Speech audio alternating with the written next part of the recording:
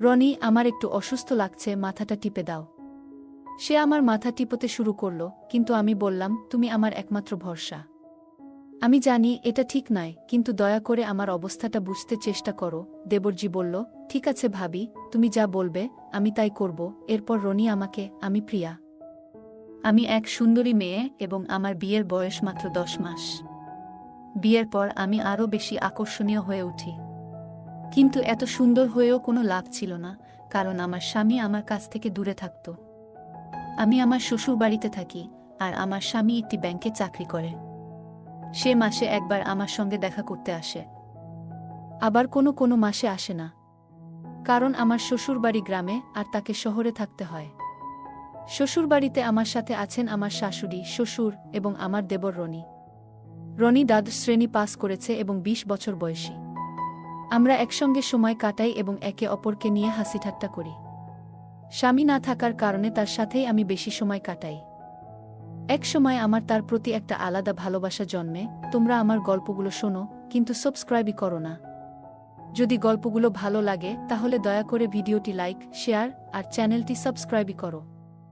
আর কি ধরনের গল্প শুনতে চাও কমেন্ট এ জানাও। রনির সাথে আমার সম্পর্ক বেশ বন্ধুত্বপূর্ণ। আমি তাকে দেবরজি বলে ডাকতে ভালোবাসি এবং সে আমাকে দিদি বলে ডাকে। যখনই আমরা একসাথে থাকি আমাদের মধ্যে এক ধরনের সম্পর্ক তৈরি হয়। আমার শাশুড়ি প্রায় অসুস্থ থাকেন, তাই তাকে ঘরে বিশ্রাম নিতে হয়। আর আমার স্বামী সুমন যখন ছুটি পায় না, তখন আমার মনের মধ্যে এক ধরনের খালি খালি অনুভূতি কাজ করে, কারণ আমি সবে মাত্র 26 বছর বয়স। রাতে আমি ঘুমাতে পারতাম না। আমার স্বামীর কথা বেশ মনে হতো, কিন্তু কিছু করার ছিল না, কারণ স্বামীকে বাইরে জব করতেই হতো। আমি আমার স্বামীর সাথে সব সময় ভিডিও কলে কথা বলতাম, আর আমার দেবর তা লুকিয়ে দেখত। আমি তাকে মানা করতাম না। আমার দেবর রনি খুবই যত্নশীল। একদিন সকালে আমি তার জন্যে চা নিয়ে গেলাম এবং দেখি তার ফোনে আমার ছবি ওয়ালপেপার হিসেবে আছে। আমি তা দেখে অবাক হয়ে গেলাম। আমি জানতাম সে আমাকে পছন্দ করে। আমি তাকে মজা করে জিজ্ঞেস করলাম, তুমি আমার ছবি ওয়ালপেপার করেছো কেন? সে হেসে বলল, দিদি তুমি তো সুন্দর, তাই ছবিটাও সুন্দর হয়েছে, তাই রেখে দিয়েছি। তোমাকে শুধু দেখতেই মন চায়, তাই ফোনের ওয়ালপেপার করে রেখেছি। দেখো ছবিটা তোমার অনেক সুন্দর হয়েছে। এরপর আমি রান্নাঘরে গেলাম রান্না করতে, কিন্তু ঘরে ফ্যান না থাকায় আমি বেশ গরমে ভিজে গিয়েছিলাম। রনি তখন এসে আমাকে পাখা দিয়ে হাওয়া করতে লাগল। আমি তাকে ধন্যবাদ জানালাম এবং সেই মুহূর্তে আমাদের বন্ধন আরও গভীর হল। আমার শাড়ি একদমই ভিজে গিয়েছিল ঘামে, তাই তাকে চলে যেতে বললাম, কিন্তু সে গেল না। দেবর আমাকে খুবই স্নেহ করেন। একদিন রনি মজা করে বলল, না ভাবি, এটা স্নেহ নয়, ভালোবাসা। আর তোমাকে আরও সুন্দর লাগছে আজ। রুটির ময়দা বানাতে গিয়ে ঘামে ভিজে যখন আমার চুল বারবার মুখে আসছিল, আমি রনিকে বললাম, ভাই চুলটা একটু বেঁধে দেবে? সে আস্তে আস্তে আমার চুল বেঁধে দিল। এরপর আমি গ্যাসে রুটি বানাতে শুরু করলাম, আর রনি পাশে বসে পাখা দিয়ে বাতাস করতে লাগল। আমি হেসে আবার রনিকে জিজ্ঞেস করলাম, তোমার ফোনের ওয়ালপেপারটা আমার ছবি কেন? রনি বলল, কিছু না ভাবি, তোমাকে ভালো লাগে তাই রেখেছি। আমি বললাম, আমি অতটা অবুঝ নই, জানি ব্যাপারটা অন্য কিছু, তুমি কিছু লুকিয়ে রাখছ। আমি বুঝতে পেরেছিলাম রনি আমাকে পছন্দ করে, কিন্তু সে লজ্জা পাচ্ছিল। আমি স্বামীকে মিস করছিলাম, আর এই দিকে ধীরে ধীরে রনির সাথে আমার সম্পর্ক ঘনিষ্ঠ হতে শুরু করে। পরে আমি শাশুড়ি মাকে খাবার দিলাম, আর আমরা সবসময় একসাথে খেতাম। একদিন রনি আমার রুমে অপেক্ষা করছিল। আমি তাকে বললাম, তুমি জানো, গতকাল তোমার ভাই ফোন করেছিল, বল যে 1 মাসের আগে ছুটি পাবে না। তাকে ছাড়া আমার কষ্ট হচ্ছে, তাকে অনেক মিস করছি রনি। রনি বলল, কোনো চিন্তা করো না ভাবি, মাত্র কয়েকটা দিন বাকি, ভাই আসবে, আর আমি তো আছি। আমি বললাম, তাকে ছাড়া প্রতিটা দিন কাটানো আমার জন্য কঠিন। রনি শান্ত করার চেষ্টা করল, ভাবি চিন্তা করবে না, আপনি আমাদের সবার খেয়াল রাখছেন। আমি বুঝতে পারছি আপনার কষ্টটা, কিন্তু চাকরি তো দরকার, তাই না? আমি তাকে আমার মনের একটা কথা বলতে চাচ্ছিলাম। মনে মনে ভাবছিলাম আজকে তাকে আমার মনের কথাটা বলে দেখি কি বলে। এরপর আমি বিছানা থেকে উঠে রনির পাশে গিয়ে বসে বললাম, আমি কি তোমাকে কিছু জিজ্ঞেস করতে পারি? তুমি কি আমাকে প্রত্যাখ্যান করবে না? রনি বলল, ভাবি বলল, কি বলবে? আগে উঠে বসুন, শান্ত হন। আমি বললাম, রনি আমি একটু অসুস্থ বোধ করছি, মাথাটা টিপায় দেও। সে আমার মাথা টিপতে লাগলো, কিন্তু আমি বললাম, তুমি আমার একমাত্র ভরসা।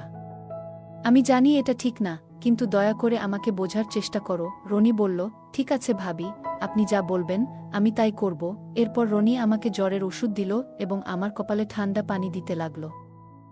সন্ধ্যার দিকে আমি কিছুটা ভালো লাগতে শুরু করলাম, যদিও জ্বর পুরোপুরি কাটেনি। সন্ধ্যায় আমি যখন বাড়ির কাজ শুরু করি, রনি কিছুতেই আমাকে কাজ করতে দিল না। আমি রান্নাঘরে বসে রান্না করছিলাম, আর রনি পাশে বসে সাহায্য করছিল। আমি বারবার তাকে বলছিলাম, ভাই দুঃখিত, তোমার এত কষ্ট হচ্ছে আমার কারণে। কিন্তু রনি বলল, ভাবি তুমি চুপ করো, অযথা টেনশন করো না, এতে অসুস্থ হয়ে পড়বে। তবুও আমি তাকে বললাম, প্লিজ ভাই, তোমার যদি খারাপ লাগে মাফ করে দিও। আমি ইচ্ছে করে বলিনি, যা মনে ছিল তাই বলে ফেলেছি। তখন রনি আমাকে ধমক দিয়ে বলল, কোনো সমস্যা নেই, আমার কিছু খারাপ লাগছে না, আর তুমি যদি এমন কথা বলতেই থাকো তাহলে আমি রাগ করব। তারপর সে আমাকে আবার ওষুধ খাওয়ালো, আর আমি ঘুমানোর আগে বললাম, আমি এখন ভালো আছি, তুমি ঘুমিয়ে পড়ো। রনি বলল, থাক, আমি সকালে ভাইয়াকে ফোন করে বলবো তাড়াতাড়ি আসতে। আমাদের এমনিতেই টাকা পয়সার সমস্যা নেই, তুমি চিন্তা করো না। আমি বললাম, না রনি, এখন আর দরকার নেই, সুমন এমনি এমনি ফোন করবে। এ কথা বলে আমি তার হাত থেকে ফোনটা কেড়ে নিয়ে বললাম, আমি ভালো আছি, অকারণে ওকে কষ্ট দিও না। আমি তার কোলে মাথা রেখে ঘুমাতে চেষ্টা করলাম। তার পাশে থাকতে আমার ভীষণ ভালো লাগে। পরে দেখি রনির ফোন থেকে আমার ওয়ালপেপার সরিয়ে ফেলা হয়েছে। আমি মজা করে জিজ্ঞেস করলাম, কি হয়েছে ভাই, আমার ছবির ওয়ালপেপার সরিয়ে দিলে কেন? রনি কিছু বলল না। আমি বললাম, আমি বুঝতে পারছি, আজকে আমার আচরণ তোমার ভালো লাগেনি, তাই সরিয়ে দিয়েছ। রনি হেসে বলল, না ভাবি, এমন কিছু হয়নি, তুমি ভুল ভাবছ। আমি সবসময় তোমার পাশে আছি, আমি রাগ করি না, আর তোমাকে এখনো আগের মতোই ভালোবাসি। রনিকে বললাম, এখন কি নাস্তা খাবা? কি নাস্তা বানাবো তোমার জন্য? রনি হেসে বলল, ভাবিজি, আমি এখন কিছু খাবো না, কিন্তু আমি দুধ চা খেতে খুব পছন্দ করি।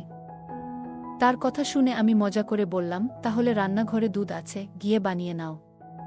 রনি হেসে বলল, আমি একবার ভাইয়াকে দুধ চা খেতে দেখেছিলাম, তখন থেকেই তোমার বড় ভক্ত হয়ে গেছি, তাই তোমার ছবি ওয়ালপেপার হিসেবে রেখেছিলাম। তার কথা শুনে আমি মুচকি হেসে বললাম, আমি তো জানতাম তুমি বাইরে থেকে যতটা নির্দোষ দেখাও, আসলে তা নও। আমি জানতাম তুমি আমাকে লুকিয়ে দেখতে, কিন্তু আমি তোমাকে কিছু বলতাম না, কারণ আমি তোমাকে মনে মনে অনেক ভালোবাসতাম। রনির সাথে কথা বলতে বলতে কখন ঘুমিয়ে পড়েছিলাম বুঝতেই পারিনি, কারণ আমি জ্বরের ওষুধ খেয়েছিলাম।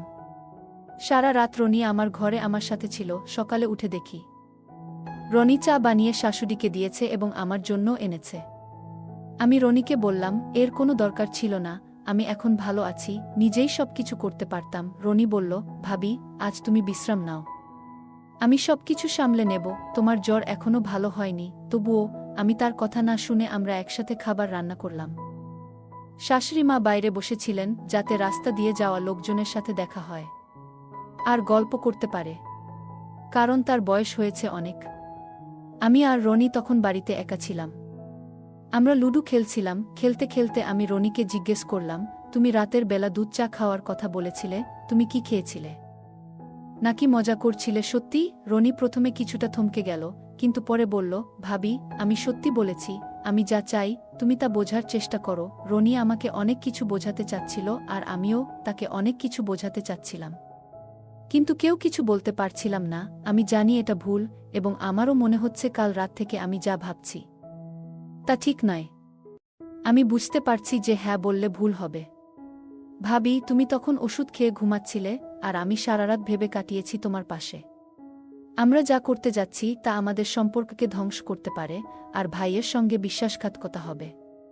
যদি ভাই জানতে পারে তাহলে আমাদের ভুলের জন্য দুটি পরিবারই ভেঙে যেতে পারে। রনি যখন এসব বলছিল আমার মুখটা একেবারে মলিন হয়ে গেল, আর চোখে জল চলে এল, কারণ আমার স্বামীর অনুপস্থিতিতে আমি আমার দেবরের সাথে অনেক ঘনিষ্ঠ হয়ে গিয়েছিলাম। তাকে আমি মনে মনে অনেক ভালোবেসে ফেলেছিলাম। আমার কান্না দেখে রনি সাথে সাথে চুপ হয়ে গেল এবং বলল, ভাবি, কাঁদছো কেন? আমি বোকা ছিলাম যে তোমাকে এসব বললাম। এরপর সে মাফ চাওয়া শুরু করল। সরি ভাবি, আমি কি বললাম জানি না, কিন্তু আমার কান্না থামছিল না। রনি বলল, ঠিক আছে ভাবি, তুমি যা বলবে আমি তাই করব। আমি জানি তুমি আমাকে অনেক ভালোবেসে ফেলেছ। আমি আর কিছু বলবো না, তুমি শুধু শান্ত হও। তোমাকে আর কাঁদাবো না। আমি আর সহ্য করতে না পেরে কাঁদতে কাঁদতে রনিকে রাগে গালমন্দ করতে লাগলাম। কাল তোমাকে কষ্ট দিয়েছি বলে মাফ চাইতে এসেছি, কিন্তু তুমি কি আমার অনুভূতি বোঝার চেষ্টা করেছ? তোমার কাছে ক্ষমা চাওয়া উচিত। রনিরও চোখে জল চলে এলো, আর সে আমাকে শান্ত করার চেষ্টা করছিল। তারপর আমি ধীরে ধীরে স্বাভাবিক হয়ে এলাম এবং রনিকে বললাম, আজকের পর আর কোনো অভিযোগ থাকবে না। আমি সত্যি বলছি, আমার মনে কোনো খারাপ কিছু নেই। কিন্তু তুমি তো জানো, আমাদের সতর্ক থাকতে হবে। রনি, আমরা আগের মতোই থাকব। এ কয়দিনে আমার কি যে হয়েছে, নিজেকে ঠিকভাবে কন্ট্রোল করতে পারছিলাম না। রনি আমাকে কিছু বলছিল না, শুধু বলছিল, ভাবিজি, সব ঠিক আছে। আমি তোমার কথা বুঝতে পারছি, আর তোমাকে বেশি চিন্তা করার দরকার নেই। এসব কথা সব আমাদের মধ্যেই থাকবে। তার এই কথাগুলো আমাকে একটু শান্ত করল। এরপর রনি কিছু না বলেই তার ভাই সুমনকে ফোন করে। আর পরের দিন সুমন বাসায় এসে 2 দিন থেকে যায়। পরে রনি আমাকে সুমনের সাথে পাঠানোর জোর করে, যাতে আমার স্বামী আমাকে তার সাথে নিয়ে যায় কিছু দিনের জন্যে। আমার দেবর বলছিল, কয়েকদিন ভাইয়ার সাথে শহরে থেকে আসো, মন ভালো হবে। আমার স্বামী তার ভাইয়ের কথা শুনে আমাকে নিয়ে গেল তার সাথে, যাতে আমার মন ভালো থাকে। কারণ একা একা থাকতে থাকতে অনেক বোর হয়ে গিয়েছিলাম। এখন অনেক সময় পার হয়ে গেছে, আর যখনই ওই দিনগুলোর কথা মনে পড়ে, আমি আর রনি হেসে ফেলি। রনি অনেক মজার মানুষ, আর যদি তার জায়গায় অন্য কেউ থাকত, তাহলে হয়তো আমাদের সম্পর্কটা আজ ভেঙে যেত। রনিকে আমি এখনো মন থেকেই ভালোবাসি, কিন্তু প্রকাশ করি না। গল্পটা কেমন লাগলো জানাতে ভুলবে না। আরও মজার মজার রোমান্টিক গল্প শুনতে চাইলে ভিডিওটি লাইক, শেয়ার এবং চ্যানেলটি সাবস্ক্রাইব করতে এবং বেল আইকনটি ক্লিক করতে ভুলবে না। ধন্যবাদ।